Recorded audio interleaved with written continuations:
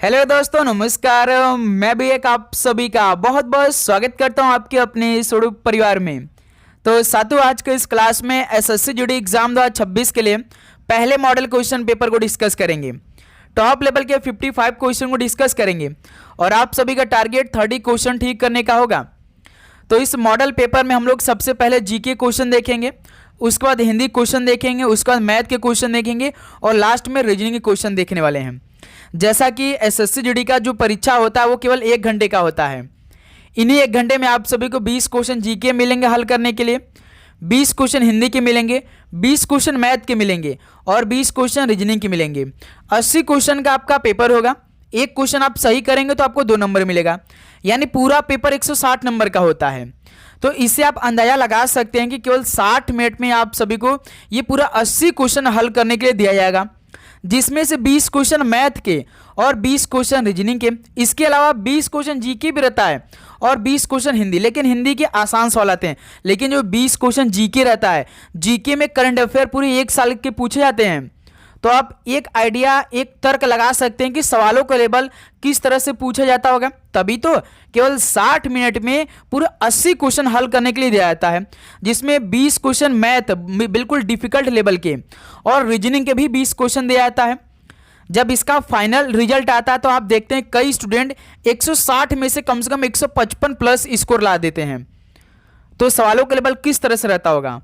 तो आज की इस क्लास में हम लोग उसी लेवल के सारे प्रश्नों को डिस्कस करेंगे जो हर बार आपके पेपर में सॉल्व पूछ जाते हैं जीके, हिंदी, मैथ और रीजनिंग से। ठीक है, तो साथियों इस क्लास में सबसे पहले आप ट्राई करेंगे तो हम पहले 20 क्वेश्चन जीके हल करेंगे। तो आपका कम से कम टारगेट 16 से 17 होना चाहिए जीके में। उसके बाद हिंदी में 20 में से कम 18 से 19 सवाल आप सभी खुद से सही करना है। उसके बाद रीजनिंग और मैथ में बात करेंगे तो आपका कम से कम 10 से 12 सवाल सही होना चाहिए। इतने का टारगेट लेकर चलेंगे आज के इस पहले मॉडल क्वेश्चन पेपर में। ओके, तो चलिए क्लास को शुरू करते हैं। लास्ट में आप लोग अपना स्कोर करिएगा कि आज के इस पहले मॉडल पेपर में आप सभी कितना स्कोर रहा, और हर 20 क्वेश्चन के बाद हम आप सभी से स्कोर भी पूछेंगे कि जीके में कितना स्कोर रहा, हिंदी में कितना स्कोर रहा और मैथ और रीजनिंग में आप सभी का कितना स्कोर रहा। ठीक है, तो देखिए आज का पहला प्रश्न आपके स्क्रीन पर आ चुका है। भारतीय संविधान का कौन सा अनुच्छेद भारत के वित्त आयोग से संबंधित है? भारतीय संविधान का कौन सा अनुच्छेद भारत के वित्त आयोग से संबंधित है? तो अनुच्छेद 280 है। पहले का भी ऑप्शन बिल्कुल राइट आंसर हो जाएंगे। नेक्स्ट अगला सवाल को देखिए, क्वेश्चन नंबर 2 को। हर्षवर्धन का राजवंश कितने विशिष्ट प्रकार के प्रदेशों में विभाजित था? हर्षवर्धन का राजवंश कितने विशिष्ट प्रकार के प्रदेशों में विभाजित था? तो पूरे 2 प्रकार के प्रदेशों में विभाजित था। ऑप्शन है बिल्कुल परफेक्ट आंसर हो जाएंगे। नेक्स्ट अगला सवाल को देखिए, क्वेश्चन नंबर 3 को। किस खेल में प्रतिभागियों को प्यूजिलिस्ट कहा जाता है? किस खेल में प्रतिभागियों को प्यूजिलिस्ट कहा जाता है? तो मुक्केबाजी खेल में प्रतिभागियों को प्यूजिलिस्ट कहा जाता है। ऑप्शन है बिल्कुल राइट आंसर हो जाएंगे। नेक्स्ट अगला सवाल को हल करेंगे, क्वेश्चन नंबर 4 को। लावड़ी नृत्य शैली का संबंध निम्नलिखित में से किस राज्य से है? लावड़ी नृत्य शैली का संबंध किस राज्य से है? तो इसका संबंध महाराष्ट्र राज्य से है। ऑप्शन है बिल्कुल राइट आंसर हो जाएंगे। अगला सवाल कॉल करेंगे, क्वेश्चन नंबर 5 को। सरोजिनी नायडू ने किस वर्ष में भारतीय राष्ट्रीय कांग्रेस के अध्यक्ष के रूप में कार्य किया था? सरोजिनी नायडू ने किस वर्ष में भारतीय राष्ट्रीय कांग्रेस के अध्यक्ष के रूप में काम किया था?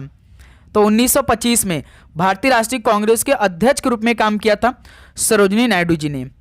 डी ऑप्शन बिल्कुल परफेक्ट आंसर हो जाएंगे।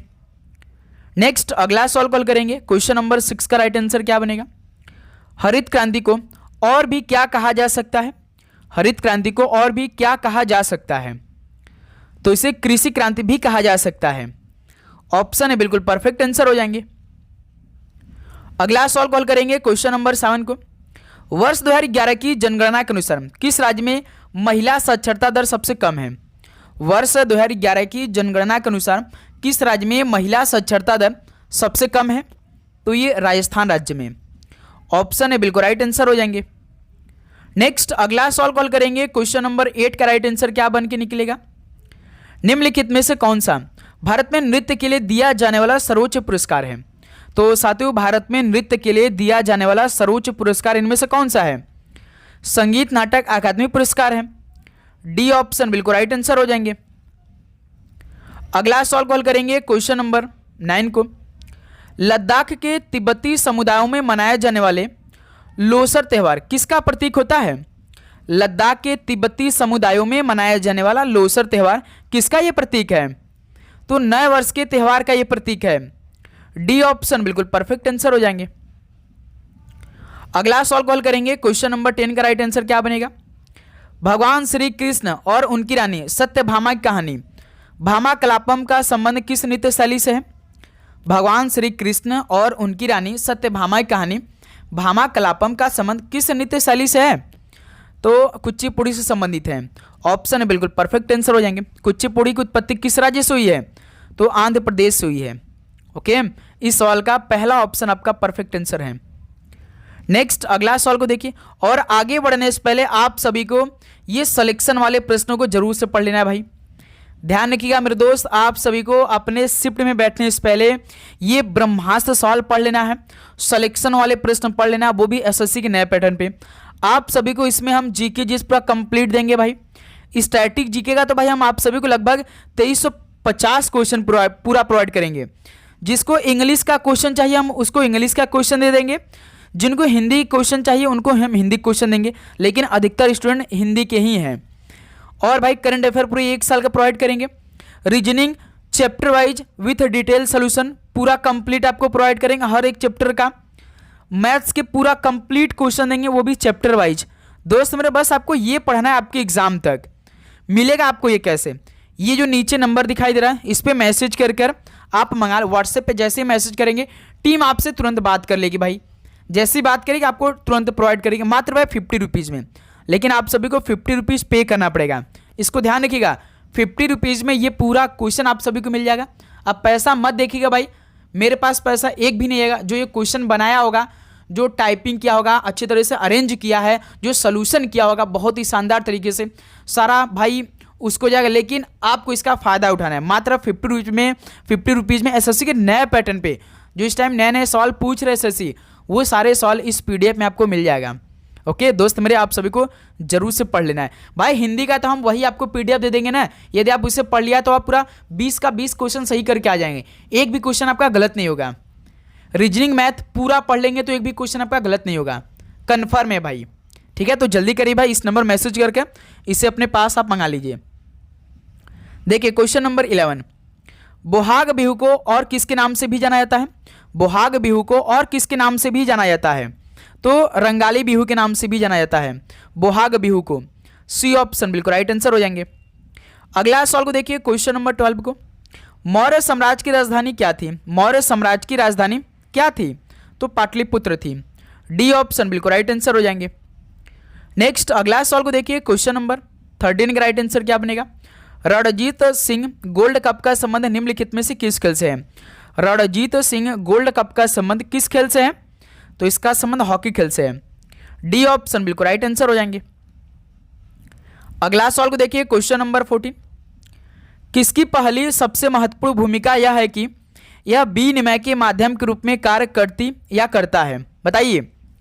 डैश किसकी पहली और सबसे महत्वपूर्ण भूमिका यह है कि यह विनिमय के माध्यम के रूप में कार्य करती या करता है? तो याद रखिएगा पहली और सबसे महत्वपूर्ण भूमिका मुद्रा की होती है। ऑप्शन है बिल्कुल परफेक्ट आंसर हो जाएंगे। नेक्स्ट अगला सवाल को हल करिए क्वेश्चन नंबर 15 का राइट आंसर क्या बनेगा? मेक इन इंडिया 25 सितंबर किस वर्ष को लॉन्च किया गया था? मेक इन इंडिया 25 सितंबर किस वर्ष को लॉन्च किया गया था? तो 25 सितंबर 2014 को लॉन्च किया गया था मेक इन इंडिया को। बी ऑप्शन बिल्कुल राइट आंसर हो जाएंगे। अगला सवाल कॉल करिए क्वेश्चन नंबर 16 का राइट आंसर क्या बनेगा? निम्नलिखित में से किस युद्ध लड़ाई का संबंध मंगल पांडे की फांसी से है? किस युद्ध लड़ाई का संबंध सीधे मंगल पांडे की फांसी से है? तो आप सभी को मालूम होगा कि जो 1857 का भारतीय विद्रोह हुआ था, इसका संबंध मंगल पांडे की फांसी से है। बी ऑप्शन बिल्कुल परफेक्ट आंसर हो जाएंगे। अगला सवाल को देखिए क्वेश्चन नंबर 17 का राइट आंसर क्या बनेगा? डैश एक क्रिकेट शॉट है जिसमें बल्लेबाज अपने बल्ले को लंबवत घुमाता है और गेंद को जमीन के अनुदिश मारता है।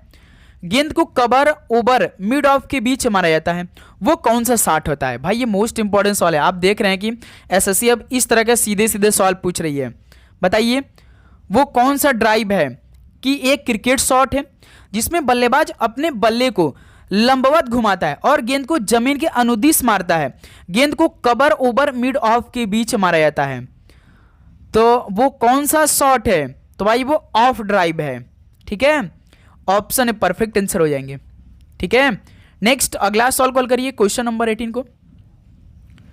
किसी देश का सकल घरेलू उत्पाद अर्थव्यवस्था के विभिन्न क्षेत्रों अर्थात किससे प्राप्त होता है? किसी देश का सकल घरेलू उत्पाद अर्थव्यवस्था के विभिन्न क्षेत्रों का अर्थात किससे प्राप्त होता है? तो भाई कृषि क्षेत्र, औद्योगिक क्षेत्र और सेवा क्षेत्र से प्राप्त होता है। बी ऑप्शन बिल्कुल परफेक्ट आंसर हो जाएंगे। अगला सवाल को देखिए क्वेश्चन नंबर 19 का राइट आंसर क्या बनेगा? इंदिरा गांधी के नेतृत्व में भारत की कौन सी पंचवर्षीय योजना शुरू की गई थी? इंदिरा गांधी के नेतृत्व में भारत की कौन सी पंचवर्षीय योजना शुरू की गई थी?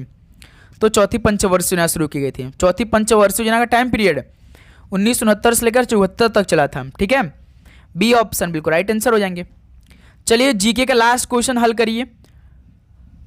हरेली, कजरी और मड़ई त्योहार का संबंध निम्नलिखित में से किस राज्य से है? हरेली, कजरी और मड़ई त्योहार का संबंध किस राज्य से है? तो छत्तीसगढ़ राज्य से है।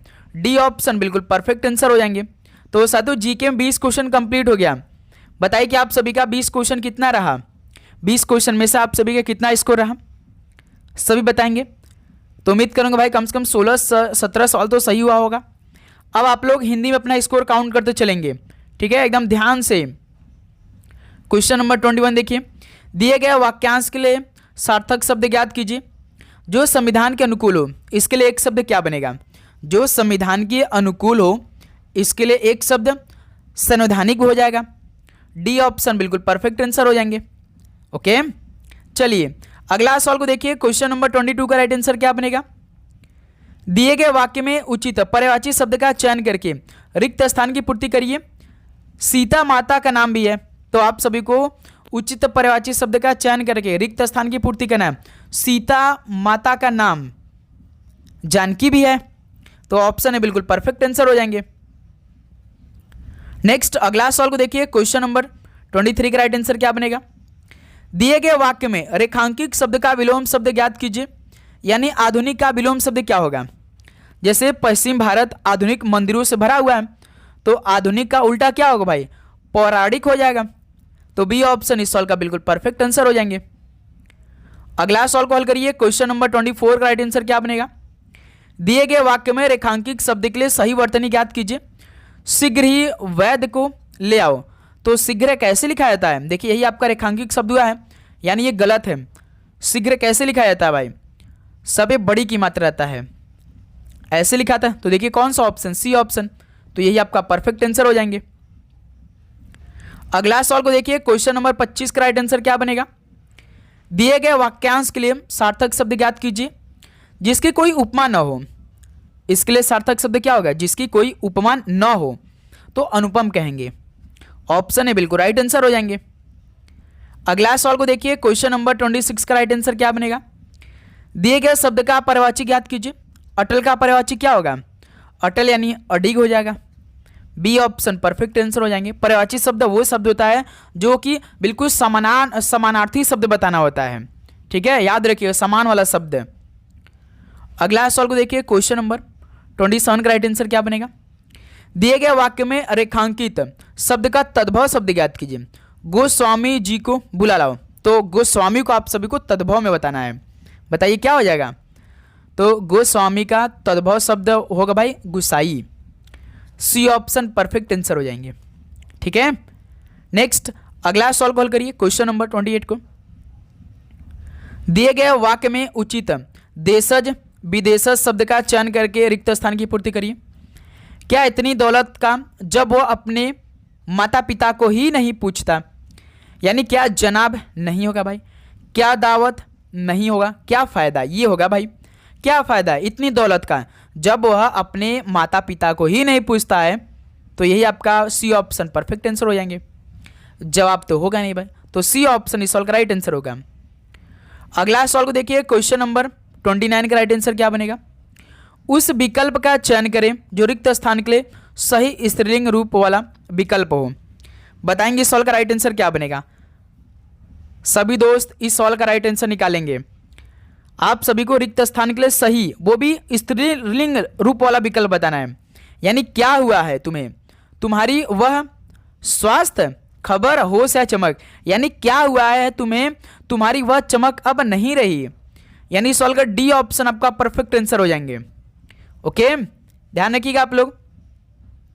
अगला सवाल कॉल करिए तो क्वेश्चन नंबर 30 का राइट आंसर क्या बनेगा। दिए गए वाक्य में रेखांकित शब्द का तत्सम शब्द ज्ञात कीजिए। पेड़ों पर बंदर बैठे हैं, यानी बंदर का तत्सम शब्द क्या बनेगा, बताइए। सभी बताएंगे भाई। बंदर का तत्सम शब्द की बात करते हैं तो भाई वानर हो जाएगा। ऑप्शन है बिल्कुल परफेक्ट आंसर हो जाएंगे। नेक्स्ट अगला सवाल को देखिए, क्वेश्चन नंबर 31 को। दिए गए वाक्य में रेखांकित शब्द का विलोम शब्द ज्ञात कीजिए। बाहर शीत हवा बह रही है, तो शीत का आप सभी को क्या बताना है भाई, विलोम शब्द बताना है। बताएंगे आप सभी इस सवाल का परफेक्ट आंसर क्या बनेगा। हल करिए तुरंत। शीत का विलोम शब्द की बात करते तो शब्द उष्ण हो जाएगा। ऑप्शन है बिल्कुल परफेक्ट आंसर हो जाएंगे। चलिए अगला सवाल को देखिए, क्वेश्चन नंबर 32 को। दिए गए शब्द का पर्यायवाची ज्ञात कीजिए। विष्णु का पर्यायवाची क्या हो जाएगा, तो विष्णु का लक्ष्मीपति हो जाएगा। डी ऑप्शन बिल्कुल राइट आंसर हो जाएंगे। नेक्स्ट अगला सवाल को देखिए, क्वेश्चन नंबर 33 को। दिए गए वाक्य में रेखांकित शब्द का तद्भव शब्द ज्ञात कीजिए। यह उच्च कोटि के लेखक है, यानी उच्च का आप सभी को तद्भव शब्द बताना है। बताइए क्या बनेगा, तो उच्च का हो जाएगा ऊंचा। डी ऑप्शन बिल्कुल परफेक्ट आंसर हो जाएंगे। नेक्स्ट अगला सवाल को देखिए, क्वेश्चन नंबर 34 को। दिए गए शब्द का विलोम शब्द ज्ञात कीजिए। प्रत्येक का विलोम शब्द क्या हो जाएगा भाई, प्रत्येक का अनेक हो जाएगा। सी ऑप्शन बिल्कुल परफेक्ट आंसर हो जाएंगे। नेक्स्ट अगला सवाल कॉल करिए, क्वेश्चन नंबर 35 को। दिए गए वाक्य का वह भाग ज्ञात करिए जिसमें कोई त्रुटि है। आज इंटरनेट घर घर से जरूरत बन गया है। भाई आप सेंटेंस को पढ़िए और बताइए कि कहां पर त्रुटि है। बताएंगे आप सभी, तुरंत बताएंगे भाई आप सभी कि किस कहां पर आपका त्रुटि है। बताइए। आज इंटरनेट घर घर से जरूरत बन गया है कि आज इंटरनेट घर घर की जरूरत बन गया है। तो यहां पे से गलत है भाई, है ना, से गलत है। से जरूरत बन गया गलत है। क्या होना चाहिए, आज इंटरनेट घर घर की जरूरत बन गया है। ये सेंटेंस बिल्कुल रहेगा। तो डी ऑप्शन बिल्कुल परफेक्ट आंसर हो जाएंगे। नेक्स्ट अगला सवाल कॉल करेंगे, क्वेश्चन नंबर 36 का राइट आंसर क्या बनेगा। दिए गए मुहावरे का अर्थ को सर्वश्रेष्ठ रूप से व्यक्त करता है। धाक जमाना। बताइए इसका क्या बनेगा, धाक जमाना। तो इस मुहावरे के अर्थ को सर्वश्रेष्ठ रूप से व्यक्त कौन कराया, ऑप्शन, तो भाई प्रभाव जमाना। ऑप्शन है बिल्कुल परफेक्ट आंसर हो जाएंगे। नेक्स्ट अगला सवाल कॉल करेंगे, क्वेश्चन नंबर 37 को।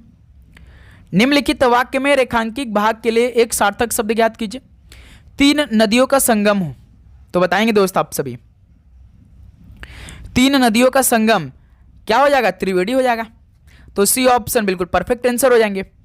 ओके, चलिए अगला सवाल कॉल करिए, क्वेश्चन नंबर 38 को। जो कोष्टक में दिए गए शब्द का पर्यायवाची शब्द का सही विकल्प है। आसपास के लोगों के साथ पहचान होना चाहिए। तो साथियों आप सभी को ये पहचान का पर्यायवाची आपको बताना है। उसके बाद फिल इन द ब्लैंक्स करना है। जैसे पहचान मतलब परिचय होता है भाई, यानी आसपास के लोगों के साथ परिचय होना चाहिए। तो बी ऑप्शन बिल्कुल परफेक्ट आंसर हो जाएंगे। Okay, clear. नेक्स्ट अगला सवाल कॉल करेंगे, क्वेश्चन नंबर 39 का राइट आंसर क्या बनेगा। दिए गए वाक्यांश के लिए सार्थक शब्द कीजिए। पीछे चलने वाला, इसके लिए क्या बनेगा एक शब्द भाई, यानी सार्थक शब्द क्या बनेगा, पीछे चलने वाला। तो दोस्त मेरे अनुगत हो जाएगा। सी ऑप्शन बिल्कुल परफेक्ट आंसर हो जाएंगे। अगला सवाल कॉल करिए, क्वेश्चन नंबर 40। दिए गए वाक्य में रेखांकित शब्द के लिए सही वर्तनी ज्ञात कीजिए। अपराधी को पेश किया जाए। दोस्त मेरे पेश कैसे लिखा जाता है, आप सॉल्व करिए अच्छी तरीके से। तो बताइए पेश कैसे लिखा जाता है, इसमें कौन सा सही है। तो सर जी पेश, तो इसमें तो देखिए सी ऑप्शन वाला है। तो सी ऑप्शन बिल्कुल परफेक्ट आंसर हो जाएंगे। बताएंगे। चलिए नेक्स्ट अगला सवाल कॉल करेंगे, क्वेश्चन नंबर 41 का राइट आंसर क्या बनेगा। अब देखिए यहां से आप सभी को रीजनिंग और मैथ के सवालों को सॉल्व करना है। तो दोस्त मेरे आप बताइए कि 20 क्वेश्चन हिंदी में से आप सभी का कितना स्कोर रहा। सभी बताएंगे। आप सभी बताएंगे कि आप सभी का हिंदी में कितना स्कोर रहा। तो यहाँ से अब हम लोग रीजनिंग के अच्छी तरीके से के क्वेश्चन को डिस्कस करेंगे, ठीक है।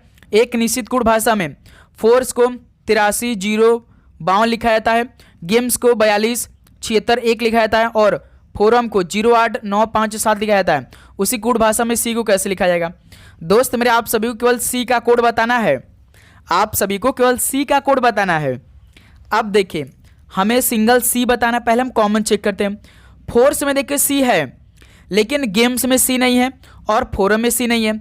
इसका मतलब कि हमारा गेम्स वाले कोड में हमारा आंसर नहीं मिलेगा, फोरम वाले में कोड हमारा नहीं मिलेगा। मिलेगा तो हमारा कोड केवल इस फोर्स में, जिसमें सी रहेगा। हम तो भाई देखिए सी का कोड खोजने निकले हैं, तो जिसमें सी रहेगा उसी में आंसर होगा ना। यानी देखिए, गेम्स में हमारा कोई नंबर नहीं आएगा, फोरम में से हमारा कोई नंबर आया नहीं आएगा। अब ऑप्शन को हम चेक करते हैं। यदि ऑप्शन में गेम्स का कोई नंबर होगा और फोरम का कोई नंबर होगा तो उसे हम हटा देंगे, क्योंकि भाई इनमें से हमारा कोई नंबर नहीं होगा। जैसे देखिए पहला ऑप्शन 2, देखिए गेम्स में 2 है तो ये नहीं होगा हमारा आंसर। फिर ऑप्शन भी देखिए 8 है, देखिए फोरम में 8 दिया है, फोरम में 8 दिया है तो ये भी हमारा आंसर नहीं होगा। 5 देखिए आपका फोरम यहां पर दिया है तो ये भी नहीं होगा। तो बच रहा कौन? 3 बच रहा है, तो सी का कोड क्या हो जाएगा? 3 हो जाएगा। सिंपल सा इस सवाल का डी ऑप्शन आपका बिल्कुल परफेक्ट आंसर हो जाएंगे। ठीक है मेरे दोस्तों, ऐसे आप सभी सवालों को सॉल्व करेंगे बहुत ही शानदार तरीके से। ओके दोस्त मेरे, किसी प्रकार का आप सभी को डाउट? चलिए नेक्स्ट अगला सॉल्व को हल करेंगे आप लोग। क्वेश्चन नंबर 42 का राइट आंसर क्या बनेगा? दिए गए विकल्पों में से किन दो संख्याओं को आपस में बदलने पर निम्नलिखित समीकरण सही होगा? दोस्त मेरे, आप सभी इस सवाल का राइट आंसर बताइए क्या बनेगा। अच्छी तरीके से आप सभी इस सवाल का राइट आंसर बताएंगे। एक एक क्वेश्चन को आप सॉल्व करिए भाई। देखिए 8 गुणा 9 भागे 4 प्लस 5 माइनस 3 बराबर 2। यानी हमें भाई इस समीकरण को हल करने के बाद 2 आंसर लाना है, यानी LHS बराबर RHS करना है और RHS करना है भाई। अब इसमें देखिए हम क्या करेंगे भाई, हर एक ऑप्शन का नंबर को बदलेंगे, यानी पहले ऑप्शन को हम 2 और 5 उठाएंगे, इसमें रखेंगे भाई। देखें क्या 2 आ रहा है हल करने पर। चलिए देखिए पहला ऑप्शन को उठा रहे 2 और 5 को, ठीक है। 8 गुणे 9 भाग 4 है। अब देखिए साथी, 4 का भाग डायरेक्ट 9 में जाएगा नहीं, एक सेकंड हल कर लेते भाई। प्लस 5 है तो 5 के 2 रखेंगे, माइनस 3 बराबर 2 है तो यहाँ पे 5 रख देंगे, ठीक है। देखिए यहाँ से 8 गुणे 9, 4 का भाग डायरेक्ट 9 में नहीं जाएगा तो हम 9/4 कर देंगे, प्लस 2 माइनस 3, ठीक है। तो 4 दूना 8, दूना 18, 18 प्लस 2 माइनस 3, 18 2 20, 20 में से 3 घटा देंगे 17। लेकिन हमें सॉल्व करके भाई 5 आंसर लाना था, लेकिन पहला ऑप्शन नहीं मैच किया भाई। अब हम ऑप्शन बी को उठाएंगे, 9 और 2 को बदलेंगे, जहां 9 होगा वहां पे 2, जहां पे 2 होगा वहां पे 9 रख देंगे, उसका सॉल्व करेंगे, ठीक है। देखिए 8 गुणे 9 है तो यहाँ पे 2 रख देंगे भाई, भाग 4 है, प्लस 5 है, माइनस 3 है बराबर, ये 2 है तो यहाँ पे 9 बदल देंगे, ठीक है। 8 गुणे 4 का भाग डायरेक्ट 2 में नहीं जाएगा तो 2/4 कर देंगे, प्लस 5 माइनस 3, हमें 9 को हल करना है। 4 दूना 8, 2 दूना 4, इधर से 4 आ गया, प्लस 5 माइनस 3, 4 5 9, 9 में से 3 घटा देंगे 6, लेकिन हमें तो भाई 9 लाना था, यानी ऑप्शन बी भी मैच नहीं किया। अब ऑप्शन सी पे हम चलते हैं भाई, 8 और 4 को बदलते हैं, ठीक है। देखिए 8 और 4 को बदलेंगे, 8 है तो पहले 4 को बदल देंगे, 9 भागे 4 है तो 8। देखिए भाई 8 का भाग डायरेक्ट 9 में नहीं जाएगा, यानी ऑप्शन सी भी हमारा मैच नहीं करेगा। जो डायरेक्ट भाग हो सकता है ना वही हमारा आंसर हो सकता है। अब देखिए ऑप्शन डी हमारा कुछ हद तक आंसर ला सकता है। 3 और 9 को बदलेंगे, ठीक है। 8 गुणे 9 है यहाँ पे तो यहाँ पे हम 3 रखेंगे भाई, भाग 4 है, ठीक है। 4 है प्लस 5 माइनस 3 है तो 9 बदल देंगे बराबर 2। अब देखिए आंसर आ सकता है 8 गुणे 3/4 प्लस 5 माइनस 2 बराबर 2। 4 कम 4, 4 दूना 8, 2 दूना 6, 2 का गुणा 6 में करेंगे 6, 2 में गुणा 3 करेंगे 6, प्लस 5 माइनस 9, 6 5 11, 11 में से 9 घटाएंगे 2, देखिए 2 बराबर 2 आ गया, यानी 3 और 9 बदलने से हमारा आंसर आया है। ओके दोस्त मेरे, 3 और 9 बदलने से हमारा आंसर आया, जो कि डी ऑप्शन बिल्कुल परफेक्ट आंसर हो जाएंगे। चलिए अगला सॉल्व कॉल करिए। क्वेश्चन नंबर 43 का राइट आंसर क्या बनेगा? निम्नलिखित में से कौन सा अक्षर संख्या समूह दी गई श्रृंखला में प्रश्न चिन्ह के स्थान पर आएगा? देखिए TGM10, ULP12, VNS14, WPB16, XRY18 question mark. Solve करिए। हमेशा याद रखिए जब भी अक्षर और नंबर साथ में दे तो सबसे पहले आप सभी को पहले अक्षर का कोड निकाल लेना। जैसे देखिए T, इसमें U, इसमें V, इसमें W और इसमें X। T20, U21, V22, W23, X24, यानी ये तो भाई सीरीज में चल दिया। देखिए 20, 21, 22, 23, 24, यानी 24 बाद अगली संख्या 25। 25 पे कौन आता? Y। भाई देखिए सभी ऑप्शन Y से ही शुरुआत किया है, तो भाई हमें पहले अक्षर का कोड निकालने की आवश्यकता नहीं था, क्योंकि भाई पहला आपका Y से शुरू ही किया है। तो हम सीधे अब दूसरे अक्षर का कोड निकालते हैं। J का रिलेशन L से, L का रिलेशन N से, N से P से, P से R से। देखिए J L N P R, J10, L12, N14, P16 और 18, इसमें +2 हुआ है। देखिए 10 2 12, 12 2 14, 14 2 16, 16 2 18। तो इसी प्रकार 18 में 2 जोड़ देंगे 20, 20 पे T, यानी YT। देखिए कौन सा ऑप्शन है? या तो भाई देखिए ऑप्शन बी होगा या तो सी होगा, क्योंकि यही दो ऑप्शन YT है। अब हम देखिए साथी ऑप्शन तीसर का अक्षर का भी हम नहीं निकालेंगे, क्योंकि बी है। अब हम केवल नंबर को हल करेंगे तो हमारा आंसर मिल जाएगा, या तो 20 आ जाएगा या तो 21 आ जाएगा YT वाले में, तो आंसर मिल जाएगा। नंबर को हल कर लेते हैं भाई। जैसे देखिए 10 पहले नंबर में, दूसरे के में 12 है, तीसरे के में 14 है, चौथे में 16 है और पाँचवें 18 है। 10 से 12 +2, 12 से 14 +2, 14 16 +2, 16 18 +2।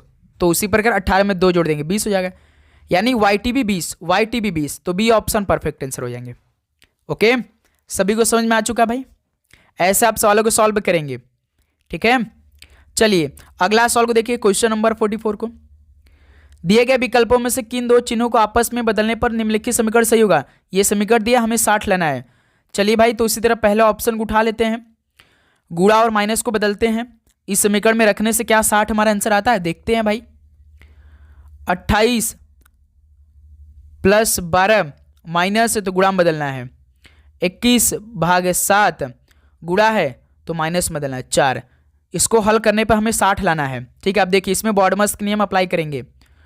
28 + 12 गुणे 7 का भाग 21 में देंगे तो 3 बार में चला जाएगा, -4 = 60। फिर देखिए 28 + 12 36 -4 = 60। 8 6 14 4, 3 2 5 1 6, यानी 64 - 4 = 60। 64 में से 4 घटाएंगे 60, 60 = 60। यानी दोस्त मेरे पहला ये ऑप्शन बदलने से, गुणा और माइनस इस समीकरण में बदलने से हमारा 60 = 60 आंसर आ चुका है। किसी प्रकार का डाउट? बिल्कुल नहीं। चलिए तो इसी प्रकार क्वेश्चन नंबर 45 को सॉल्व करते हैं। इस सवाल का राइट आंसर बताइए आप सभी। तो 5 मित्र हैं ABCD और E, एक वृत्ताकार मेज के चारों ओर केंद्र की ओर मुख करके बैठे हैं, जैसे एक वृत्ताकार मेज ऐसे है, ठीक है। एक वृत्ताकार मेज ऐसे है ना। तो इसमें 5 मित्र बैठे हैं, 1 2 3 4 5, है ना। देखिए एक लाइन को पढ़ेंगे, एक एक लाइन को हम कंप्लीट करेंगे। ये जो है ना वो B के ठीक दाईं ओर बैठा है, यानी B के ठीक राइट साइड में A बैठ गया है। ये लाइन पूरा हो गया। C या D के बगल में A नहीं बैठा है, यानी C या D के बगल में A नहीं बैठा है। यानी दोस्त मेरे ना तो यहाँ पे C आना चाहिए ना तो यहाँ पे D आना चाहिए, क्योंकि सवाल बोल दिया है C या D के बगल में A नहीं बैठा है, यानी यहाँ पे C या D नहीं आना चाहिए इसके जस्ट राइट साइड में, नहीं तो सवाल गलत हो जाए, क्योंकि सवाल ने बोल दिया है। अब तो इसको छोड़ते हैं, दूसरा का लाइन पढ़ते हैं। D जो है ना वो E के ठीक दाईं ओर बैठा है, तो हम काम करते हैं कि डायरेक्ट E को यहाँ बैठा देते हैं। E के जस्ट राइट साइड में D बैठा है तो D को यहाँ बैठा दीजिए, C को यहाँ बैठा देते हैं। पूरा 5 मित्रों बैठ गया भाई। सवाल देखिए क्या पूछा है। देखिए जैसा सवाल बोला था ना कि C या D सी या डी के बगल में ए नहीं बैठा है, तो देखिए सी या डी के बगल में एक तो ई बैठे हैं, बी बैठे, ए नहीं बैठा है, तो सवाल पूरा क्लियर हो चुका है। सवाल क्या पूछा कि सी के ठीक दाईं ओर कौन बैठा है, सी के ठीक दाईं कौन बैठा है, बी बैठा है।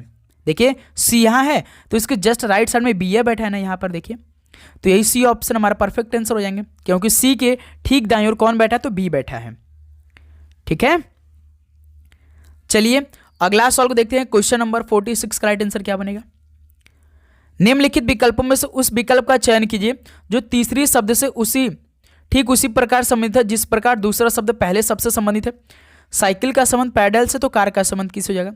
साइकिल कैसे चलता है, पैडल से चलता है। कार किससे चलता है, पहिया से चलता है, तो बी ऑप्शन परफेक्ट आंसर हो जाएंगे। नेक्स्ट अगला सवाल को देखिए, क्वेश्चन नंबर 47 को।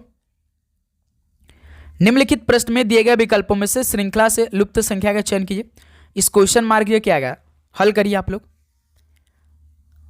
हल करेंगे। इस सवाल का राइट आंसर क्या आएगा। नंबरों को श्रृंखला दिया है भाई, देखिए 142, 150, 123, 187, 62, क्या आएगा। देखिए नंबर पहले कम हुआ है फिर बढ़ा है, फिर कम हुआ है फिर बढ़ गया है, फिर कम हो गया है।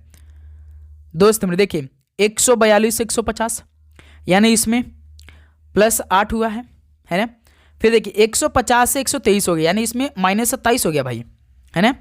123 से डायरेक्ट 187 हो गया यानी इसमें +64 हो गया। फिर 187 डायरेक्ट भाई केवल 62 कर दिया, यानी इसमें 62 में हम कितना जोड़ दें कि 187 हो जाए भाई, तो हम लगभग 125 जोड़ दे, तो यानी इसमें -125 हुआ है भाई। हम 187 में से -125 करेंगे तभी तो हमारा 62 आएगा ना। देखिए 7 में से 5 गुणा 2, 8 में से 2 गुणा 6, एक ही तो कैंसिल, यानी आप देखिए ये +2 का क्यूब है ना, ये -3 का क्यूब है 27, ये +4 का क्यूब है, ये -5 का क्यूब है। इसमें लॉजिक देखिए प्लस माइनस यानी 2 का क्यूब 3 का क्यूब, 4 के क्यूब 5 का क्यूब। तो अगली संख्या हम 6 का क्यूब करेंगे, लेकिन भाई प्लस में करेंगे, क्योंकि हमें माइनस और प्लस का साइन भी देखना है। देखिए प्लस माइनस, तो अगला क्या आएगा, प्लस आएगा ना। 6 का क्यूब कितना होता है, 216 होता है, यानी इस 216 को हम 62 में जोड़ देंगे तो हमारा आंसर आ जाएगा 216 और 62 यानी 278 आएगा, है ना। तो यही हमारा आंसर हो जाएगा, यानी इस क्वेश्चन मार्क की जगह 278 बिल्कुल परफेक्ट आंसर आएगा। सभी को समझ में आया कि नहीं भाई। पहले इसमें लॉजिक क्या लगा था, देखिए पहले 142 से 150 +8 किया, 150 से डायरेक्ट 123 कर दिया तो इसमें -27 हुआ है, 123 से 187 हो गया यानी +64 हुआ है, 187 से 62 की यानी इसमें 125 माइनस हुआ है। तो देखिए 2 का क्यूब 8 होता है, 3 का क्यूब 27 होता है, 4 का क्यूब 64 होता है, 5 का क्यूब 125 होता है, लेकिन हमें प्लस माइनस का भी ध्यान रखना है। लास्ट में देखिए माइनस हो रहा है तो अगली संख्या प्लस होगा ना जो हम निकालेंगे, तो 6 का क्यूब कर दिया भाई, 2 का क्यूब, 3 का क्यूब, 4 के क्यूब, 5 के क्यूब, 6 का क्यूब, 6 का क्यूब 216, लेकिन प्लस करना पड़ेगा हमें। 62 और 216 278 हो गया, डी ऑप्शन परफेक्ट आंसर हो जाएंगे। चलिए अगला सवाल को देखिए, क्वेश्चन नंबर 48 का राइट आंसर क्या बनेगा। ये सवाल मोस्ट इंपॉर्टेंट है भाई आपके एग्जाम के लिए। जैसे ये सवाल देखिए, आई गुणा जे का अर्थ है, आई जो है ना जे की माँ है, आई प्लस जे का अर्थ है आई जो जे का पति है, आई भाग जे का अर्थ है कि आई जो है ना वो जे की बहन है, आई माइनस जे का अर्थ है कि आई जो जे का भाई है। तो आप सभी को इस सवाल को हल करने के बस इतना देखना है, और ये गुणा प्लस भाग माइनस देखना है, लेकिन आपको ये व्यंजक का मान निकलना पड़ेगा। देखिए ये आपका व्यंजक दिया है, इसमें पूछा है क्यों का जे से जेड से क्या संबंध है, क्यों का जेड से क्या संबंध है। हल करने का तरीका देखिए आसान तरीके से, कभी आप भूल नहीं पाएंगे। बस आप ये भाग प्लस गुणा, बस देखिए प्रश्न में दिया क्या है, मतलब क्या दिया है। देखिए जैसे क्यों है, क्यों भाग एक्स है। अब देखिए बस आपको जिसका संबंध बताना है उसको उसकी तरफ एरो कर देना है। अब देखिए भाग है ना, भाग का मतलब देखिए प्रश्न में दिया क्या है, आई भाग जे का अर्थ है कि आई जो है ना वो जे की बहन है, यानी पे एक्स की बहन कौन हो जाएगी, क्यों हो जाएगी इसमें। बस इसमें यही आपको लिखना है। तो देखिए जैसे कि भाग का मतलब प्रश्न में दिया है ना कि आई जो है वो जे की बहन है, तो इसमें यक्स की बहन क्यों हो जाएगी, ठीक है। फिर उसका देखिए प्लस वाई है, प्लस का मतलब देखिए प्रश्न में दिया क्या, आई प्लस जे का अर्थ है कि आई जो जे का पति, यानी यहाँ पे वाई की पति कौन हो जाएगी, यक्स हो जाएगी। वाई की पति एक्स हो जाएगा। ठीक है, ये क्लियर।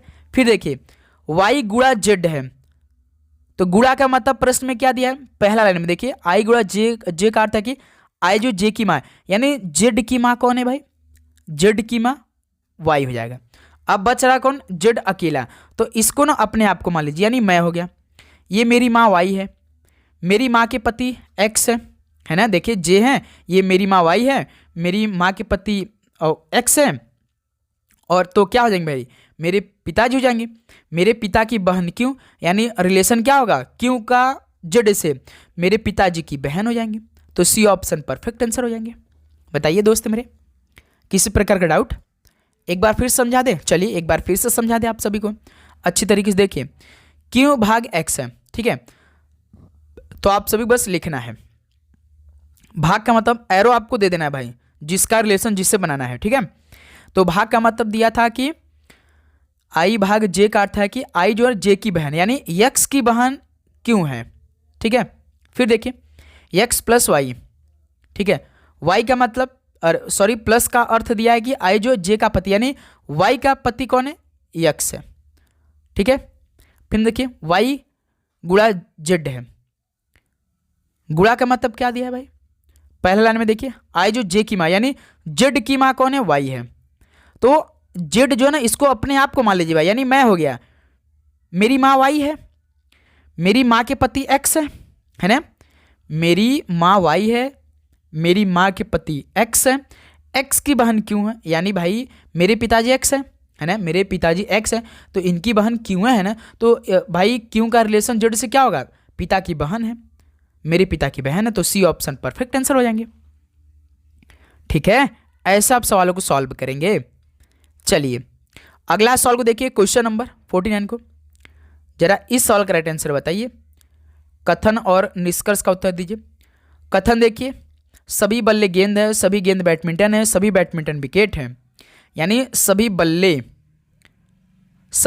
गेंद है, बल्ले को हम बी से लिख रहे हैं और गेंद को जी से लिख रहे हैं। ठीक है, सभी गेंद बैडमिंटन, यानी जो सभी ये गेंद है ना वो क्या है भाई, बैडमिंटन, बैडमिंटन को हम बैट से लिख रहे हैं। ठीक है, और सभी बैडमिंटन विकेट है, यानी जो सभी बैडमिंटन है ना वो भाई विकेट है, यानी क्यों, ये आपका भाई देखिए कथन बन गया।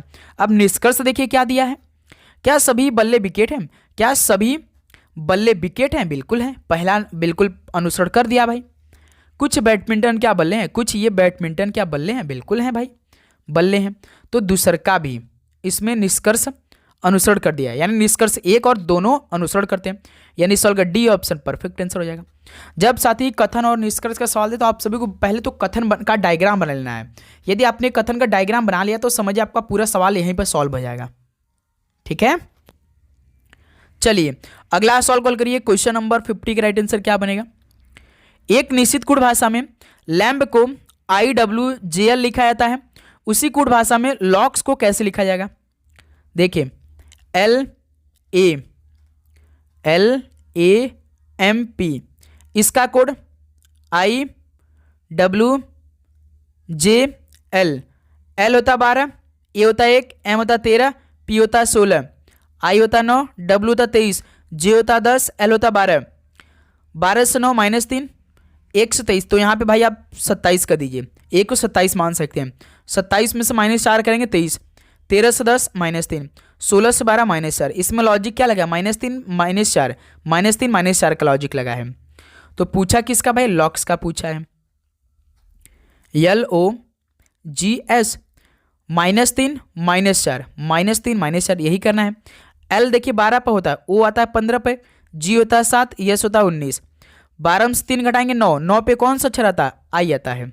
ठीक, 15 में से 4 घटाएंगे 11, 11 पे कौन आता है, K आता है, 7 में से 3 घटाएंगे 4, 4 पे D आता है, और 19 में से 4 घटाएंगे 15, 15 पे O आता है, यानी IKDO होगा, IKDO यानी D ऑप्शन, देखिए IKDO दिया है ना, लॉक्स का कोड क्या हो गया भाई, IKDO हो जाएगा, D ऑप्शन परफेक्ट आंसर हो जाएंगे।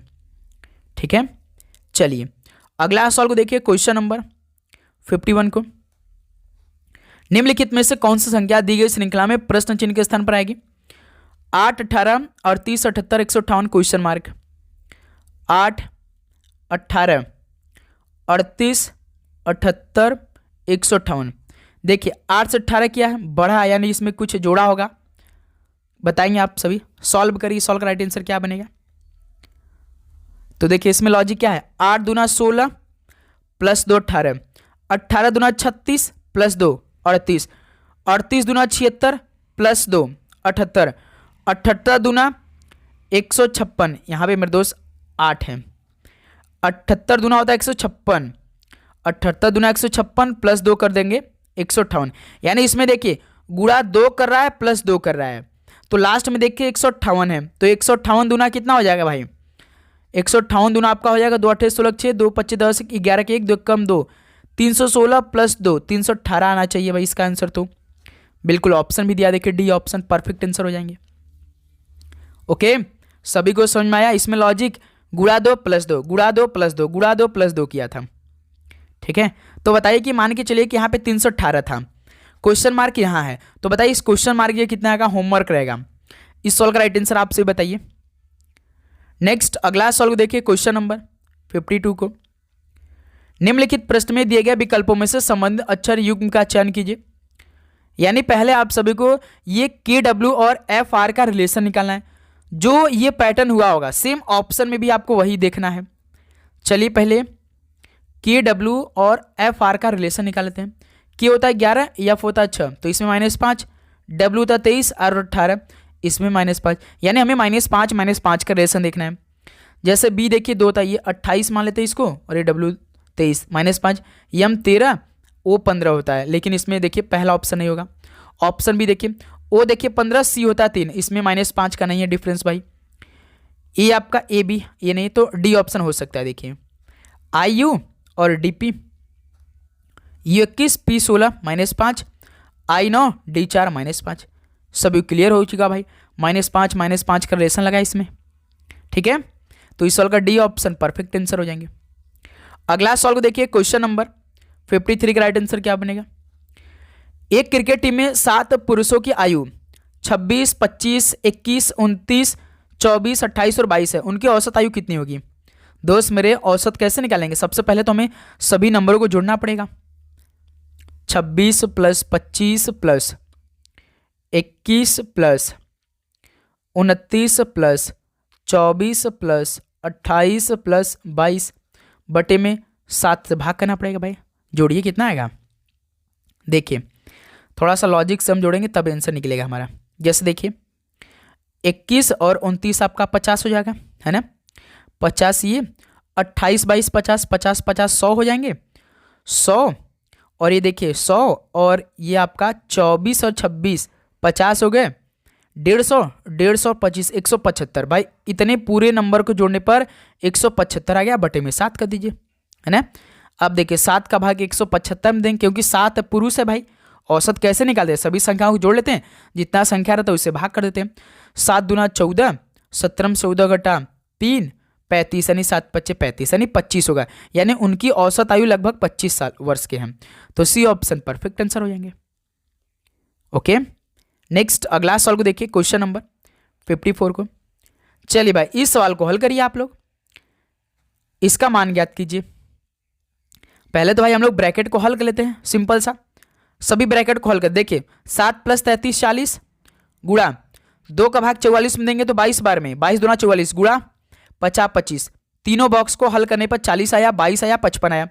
मल्टीप्लाई करिए, देखिए 25 चौका 100 यानी 1000, 1000 गुणे 22 यानी 22,000 आएगा।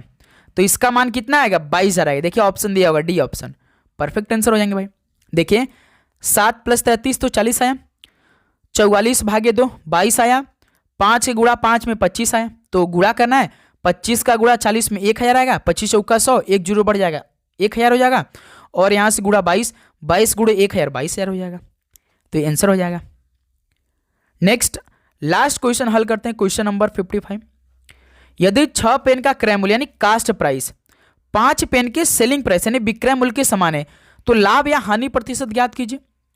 दोस्त मेरे 6 पेन का क्रय मूल्य कास्ट प्राइस जो है वो 5 पेन के सेलिंग प्राइस के समान है।